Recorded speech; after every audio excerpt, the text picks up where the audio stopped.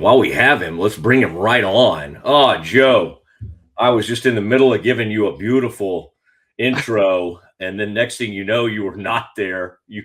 I thought maybe the Cowboys had hired another assistant coach on defense. You'd had to pull the ripcord, but good to see you. I hope you're staying safe and warm, and you got your good hoodie on.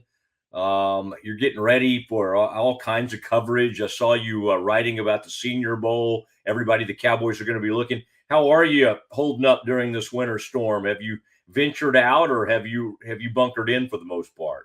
No, I've bunkered in. I think we're going on 80 hours now.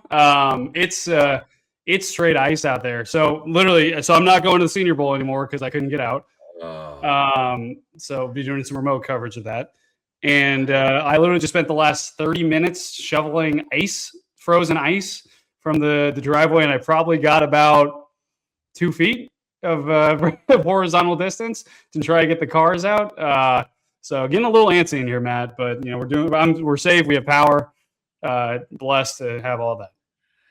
Well, I'll tell you a place that you and the sports editor at the Morning News, Tommy Magelson, and I have spent a little time. I did notice they're open today, Vector Brewing. So if you can find a way to slide down the way there, they're opening up, and they're going to have kind of a skeleton crew, but they will have sustenance and pizza and brews and everything you could possibly want. So, man, I'm sorry, that Senior Bowl, I've covered it. It's a fun deal, and that's something everybody looks forward to. So I hate that you couldn't get out. I know you need to stay safe, but that would, I guess, Joe, that will they go ahead and have this thing with you not being able to be there? I guess the show must go on, huh? Yeah, the show will go on, and it's interesting this year because one, I was looking forward to it. I haven't been yet, so I guess next year will be my first maiden voyage out there to Mobile. But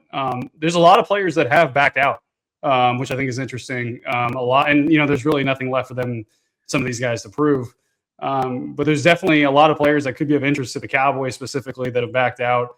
You look at Ruben Bain, even guys like D'Angelo Pons, corner from Indiana, who I'm a big fan of. And, I think that there's still some guys to watch out there for sure. But even making that list of 10, you have to get a little bit creative in who might be worth keeping an eye on there for the Cowboys. One name, I noticed you went kind of Texas Tech heavy to the point you had to say, no, this is not going to be. And by the way, where did the sports editor go at the Morning News? Anyway, I promise that was not an influence. I swear. Romello Hoyt, he's an interesting. You almost these days, anybody Tech goes after in the portal, you just need to go ahead and throw them on the Senior Bowl list of people to watch. The Jacob Rodriguez, that's an interesting one because I don't think, isn't it interesting that somebody can be literally considered by some as the greatest defensive player in America, can just be that, and yet something you said I think is true in your story was like, we kind of needs to see how he does in Mobile, kind of needs to see how, because a lot of times we think, well, there's all this unbelievable film, yet there's something about this guy, as great a player as he is, that you're like, wait, is this going to translate to the next level? Now, there's another guy kind of like that, that plays, is he at Detroit? It's just interesting because players like this, and I'm talking about that may not fit the prototypical, like a pass rusher kind of guy or long, or may not have the elite speed. Some guys like this do end up playing really well at the next level. But that's interesting to me, Joe, is that guys like this that are unbelievable college players, you still feel like you need to see more, don't you? Yeah, and it's funny, and I'm not trying to make myself seem younger here or age people, but I've been an NFL draft nerd for a while, and I was first kind of introduced to this idea that college stuff doesn't translate to the NFL necessarily when I remember watching Jason White from Oklahoma in the national championship. And as a kid, I'm like, hey, this guy, he's going to be the number one pick, right? I mean, they're in the national championship. And he went undrafted. So, there's always a difference between what you do in college. We saw with guys like Tim Tebow and what you do in the NFL. And I think Jacob Rodriguez is interesting because I do think I don't think he's a Jason White type guy, right? Like, I think he'll be a good NFL linebacker. But in terms of what he does outside of Texas Tech system, I think this is a guy that if you watch him, very high IQ in terms of making plays. When you have 4 interceptions like he did, that's someone who understands scheme, understands scouting, understands what he's looking for. But what happens when you take him from that safe haven, that kind of comfortable place that he's been thriving at, and put him in a different place where he might be expected to be an instant impact guy? I'm curious to see how he does in terms of his measurables, in terms of speed and things like that. But it's at the same time, the thing I kind of always fall back on is if you're productive in college, it's hard for me to think that you won't be at least somewhat productive in the NFL. I think it's something that we get caught up in all the time. It's a reason why guys like Shamar Stewart from Texas A&M last year go in the top 10, and then you don't really see much of him in his rookie season, I think, because he has all the talent in the world, but for some reason the production wasn't there. I think when production is there in college, more often than not, that means a lot of things went right. And I think that that's usually a safer bet, especially if you're looking in the 3rd or 4th round. The question with Jacob Rodriguez specifically, is this guy a 2nd round pick, or is he a 4th or 5th round pick that you can kind of just feel comfortable with his floor rather than betting on his height? Yeah, and it's funny you said that about Jason White. This year, Fernando Mendoza was so great, and in the way he is in interviews, he's so polished. I mean, he is going to probably go number 1 overall, and it's interesting how we evaluate quarterbacks, because I don't know if even 5 years ago that totally would have been, although things changed, didn't it, when Kyler and Baker and some people that weren't your prototypical measurable type guys started going early. Who it took to be a breakthrough in that area was actually Russell Wilson, because he had a body type and a height that didn't really connect. The kid I was trying to think of for the Lions, by the way, and I guess I got mixed up thinking because his last name was Rodriguez that he played at Tech.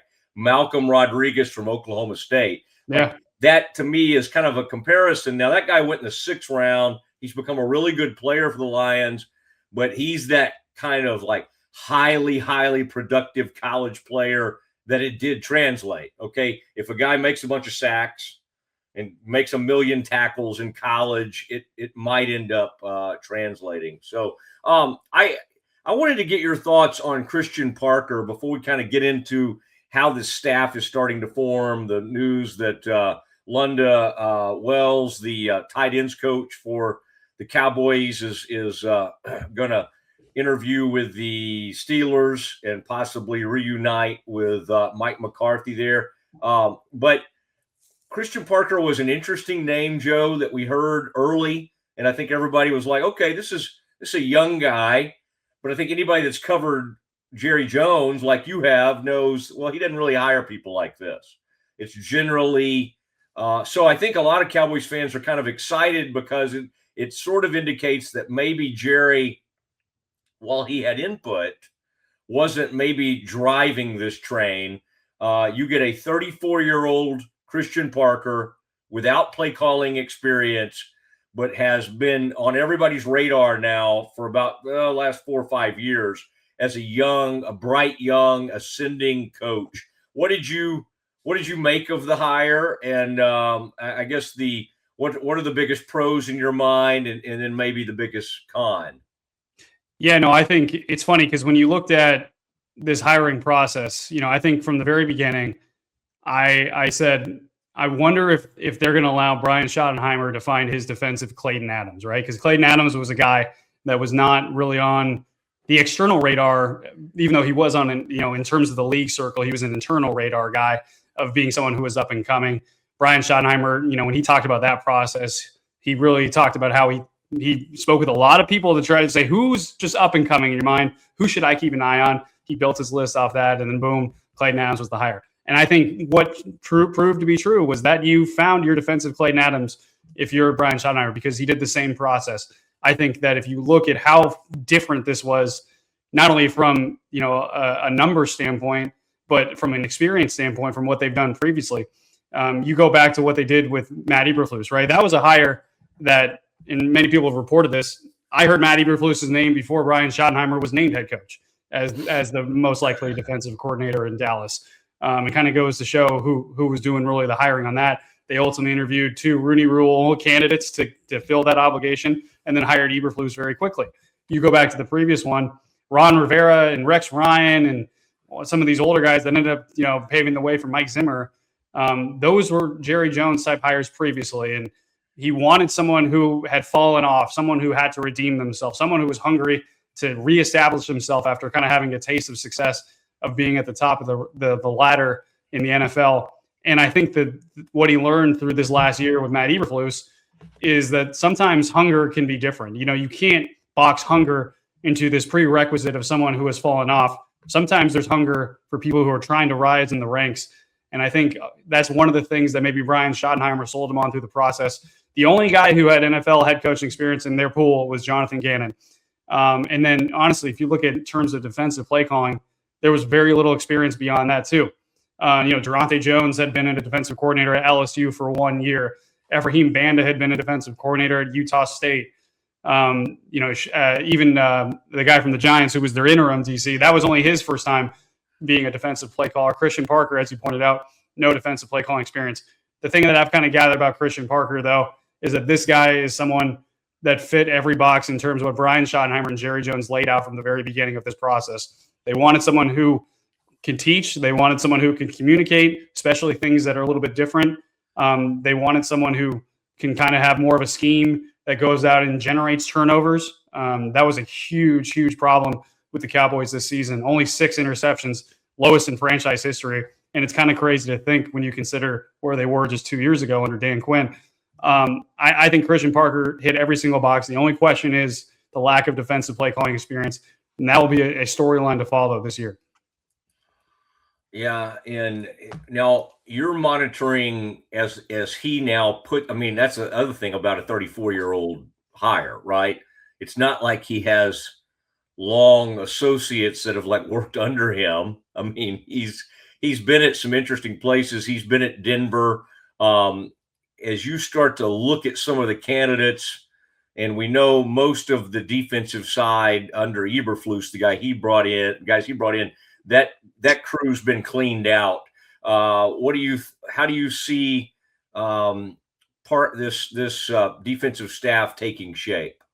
Yeah, I think it's interesting because to your point, when Mike Zimmer goes to hire defensive assistants, I'll never forget it. Even in his intro press conference, he got a phone call from someone calling him that said, "I want to join your staff." Right? When you've been in the league for a long time, you have people calling you.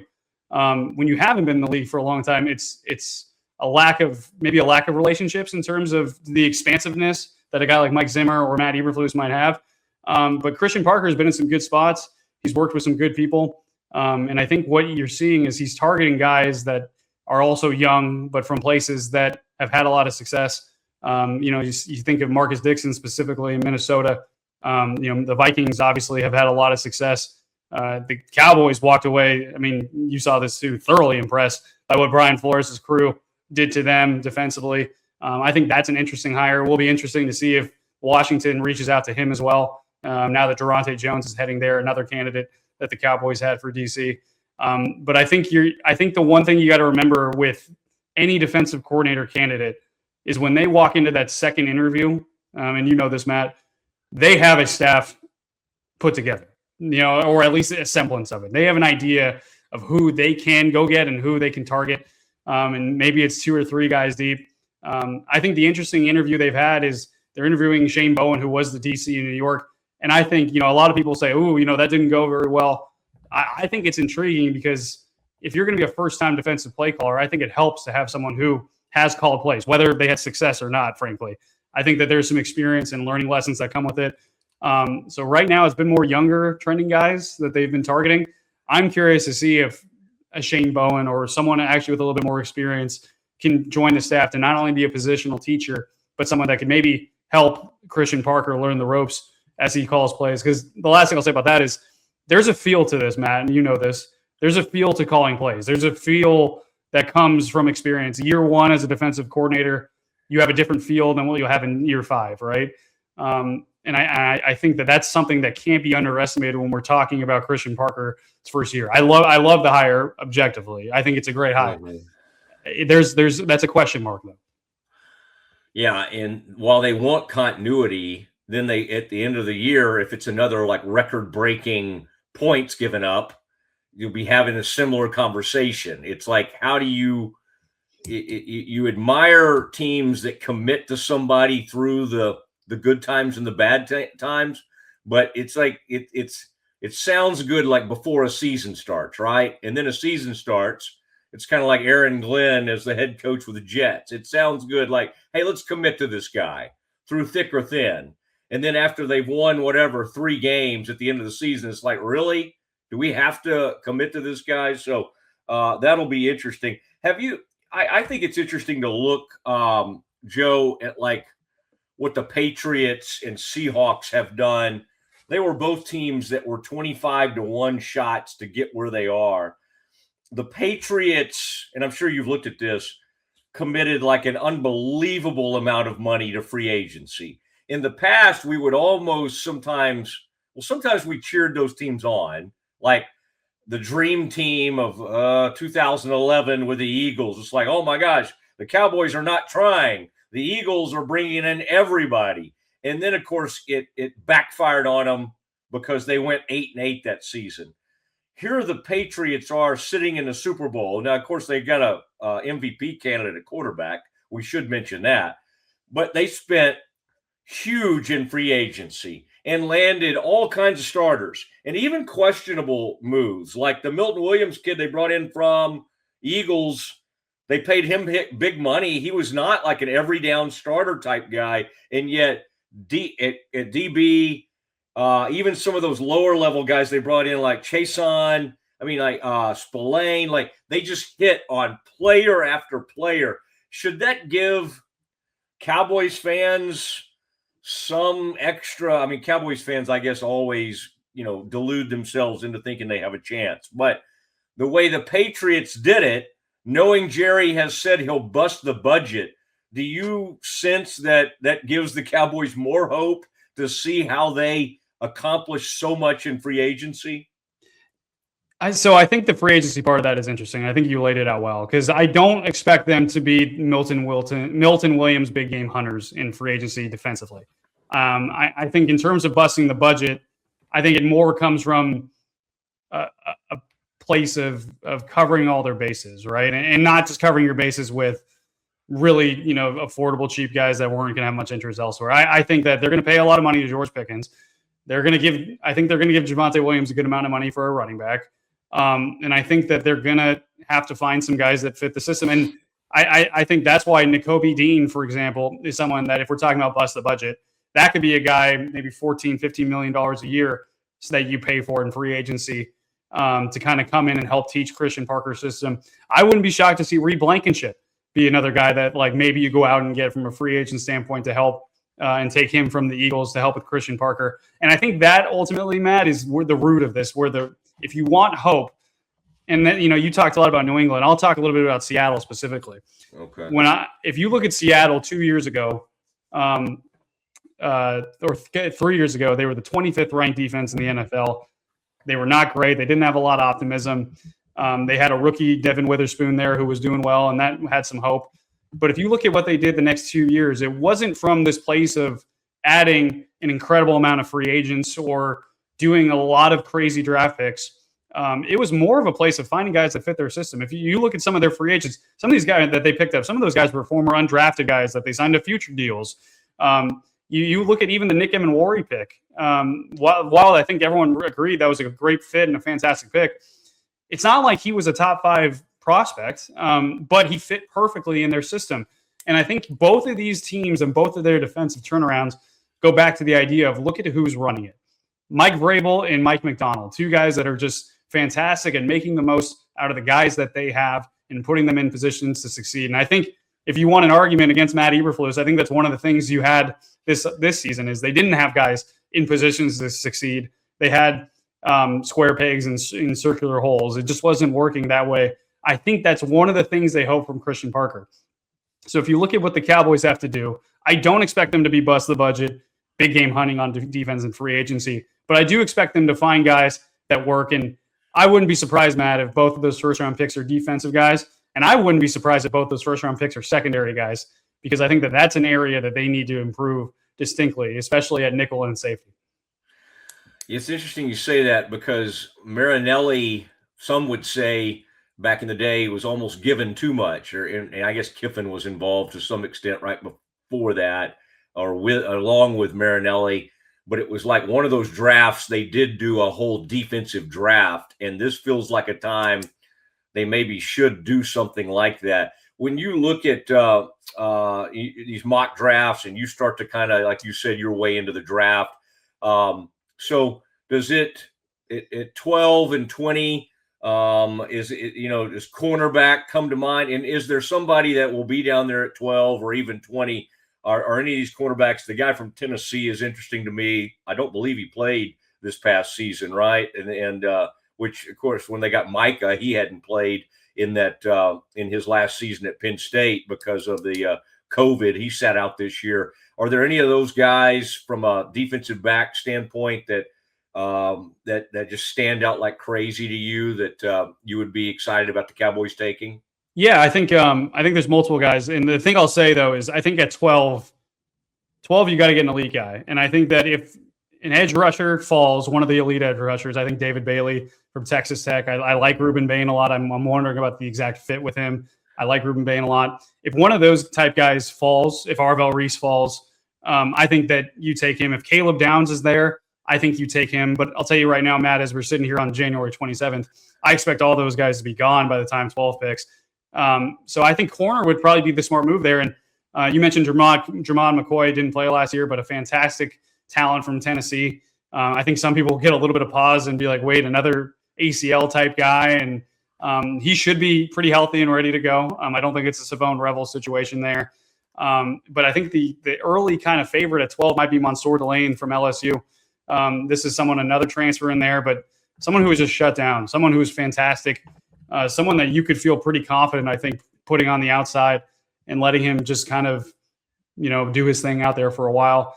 And I think that if it was me, at 12, I'm either taking an elite edge rusher that falls, a safety in Caleb Downs that's there, or a corner if all those things are gone.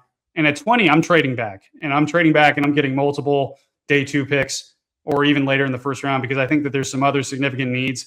And I think the positions that you're going to need, if you can get that corner, I think the edge class is pretty deep, or you can get a second round edge. Maybe Cassius Howell falls to the second round, and that's someone you can get off from Texas A&M with some juice off the edge. I think at safety, if you don't get him at 12, I think a guy like Dylan Thieneman or McNeil Warren from Toledo, those are two guys that I think would do really well in the system. And then I think the biggest sneaky need for them, Matt, and it's something that Jerry Jones was pretty quick to tell us, and I agree. They felt the Jordan Lewis loss significantly this year. I think nickel corner today in the NFL is becoming an instrumental and essential piece, even though the value probably isn't there from a financial free agent standpoint yet. There's a kid from Clemson named Avion Terrell, who I think is just kind of feisty. He's got that Jordan Lewis demeanor. I think if you can get him late in the first round or early second, that'd be great. And then I already mentioned him. D'Angelo Pons is just fantastic. He only played outside, but this is a 5'10", 5'9" guy that is just a dog that I think if you put him inside, I think that he's going to be feisty, and I think you might have found your Jordan Lewis 2.0 from Indiana there. Just load up on Indiana players, kind of like the Eagles always just go, well, just take a Georgia player. When in doubt, take a Georgia player. Maybe the Cowboys should become the team that and boy, that Pons, you love these stories like I do, but I get years ago, he goes to James Madison, and obviously the rest is history. But apparently there was a guy, they didn't name him in the story, but came in from Akron to take a peek at Pons, and Pons would have totally signed. They had already gotten him at Akron, and the guy went in, the secondary coach at Akron said, nah, he's not big enough, sorry.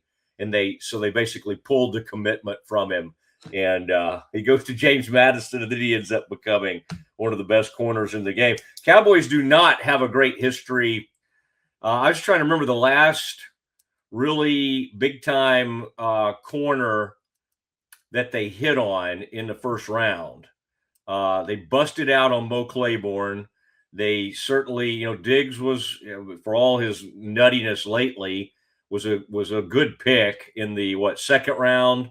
But I'm just trying to think of the last time they truly hit on a cornerback in the first round. Does anything come to mind? No, it does not. And I think the interesting thing that's going to be interesting to watch is, does Christian Parker care about arm length?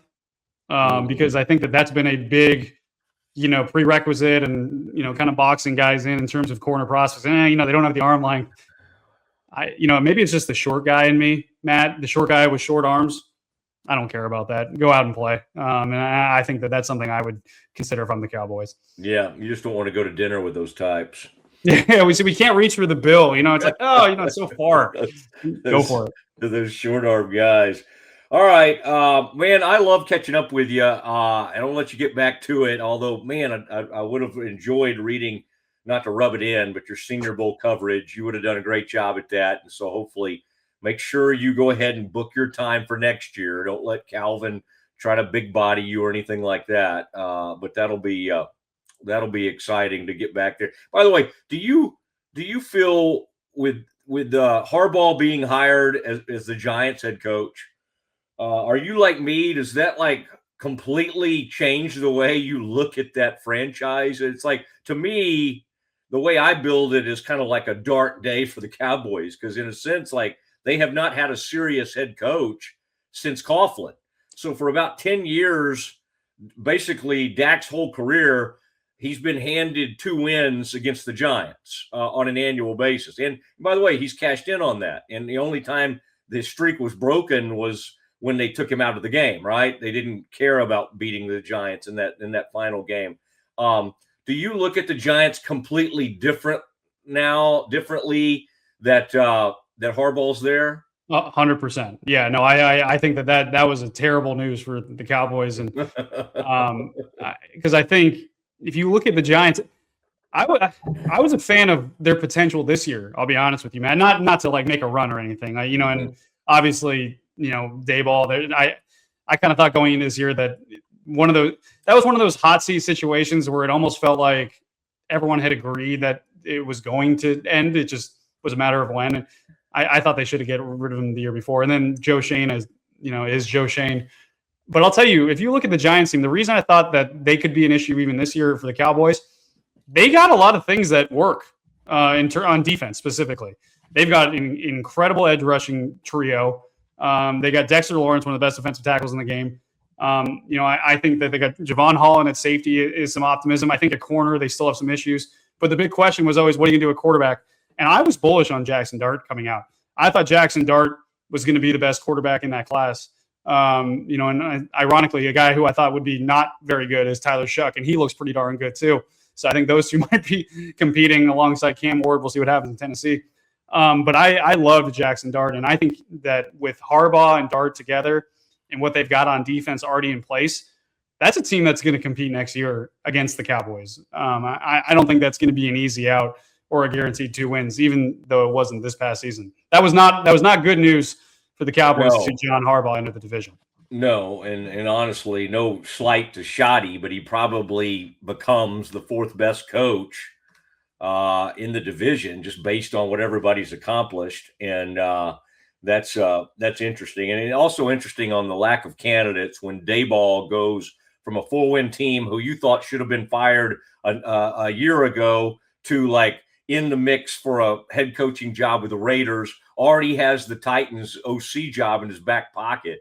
I mean, again, it just speaks to the lack of qualified candidates. And it's why people are reaching, I say reaching, maybe like a guy like Udinsky with Jacksonville, for instance. He's been in the mix for a couple of things. That dude was a GA at Baylor under Rule just 6 years ago. Wow. A GA and now he's being considered for a head coach in the NFL. So there's never been a better time to be young and to have some association to McVay or Shanahan or one of those guys. But it's a fascinating deal. All right, well, stay warm and good luck as you continue to try to kind of dig your way out of there. Okay. A literal dig. Always a pleasure to talk with you, Matt. All right, there he goes. Joe Hoyt, Dallas Morning News.